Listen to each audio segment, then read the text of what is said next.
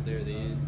Did you feel like? I mean, more or less, not any more tired than another drive. I mean, like I said, they had a lot of third down conversions, which was obviously frustrating and tiresome on the defense. But Coach Sweeney does a great job in working on our mental toughness, our physical toughness, and just being ready for those moments. We practice situations like those every week, so we were ready for anything. I know the Louisville game, a lot of guys said afterwards they were tired, and then obviously you said you guys were kind of tired of the NC State game. I mean, is it nice to have this break now for your bodies for a little bit? You have no idea. Just knowing that, I mean, coaches are really looking out on this week's practice schedule.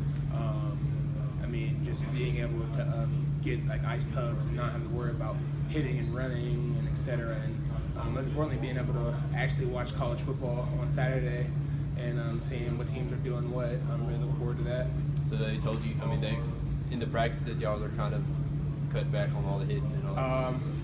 I mean, we only had one practice so far. I mean, we have our second practice tomorrow, and we'll probably get after it just because it's a bye week, and we don't want to get rusty or anything like that. But, I mean, he's taking care of us. This next game at Florida State had to be one that y'all were looking forward to all year. How excited are you now that it's finally here? Very excited, you know. I mean, like Georgia Tech game, there was a lot of rhetoric, like Clemson hasn't won at Georgia Tech in 13 years, this, that, and the other. And we went to Georgia Tech and did that. And this is another opportunity to put an end to all that rhetoric about us not being able to win at Florida State. I mean, they're a good team. They are a good team every year, and we just have to start it from scratch and study an opponent and know our assignment. I like what you said about collective calm. Dabo told us yesterday this team just knows how to win. Do you believe that, and why? What gives you guys confidence that you know how to win at the end of games? We know how to finish. I think finishing allows us to be able to win. And that comes from the off season. Since last season, Sweeney's message has finished with no regrets, and I think the team has really bought into that. And with our practices, our workouts, how we practice, everyone knows, like especially with that loss to Alabama in the national championship, we know just how critical finishing is. And we play till we win or till the game is over, or however long it takes to win. So I think everyone taking pride in that really helps us.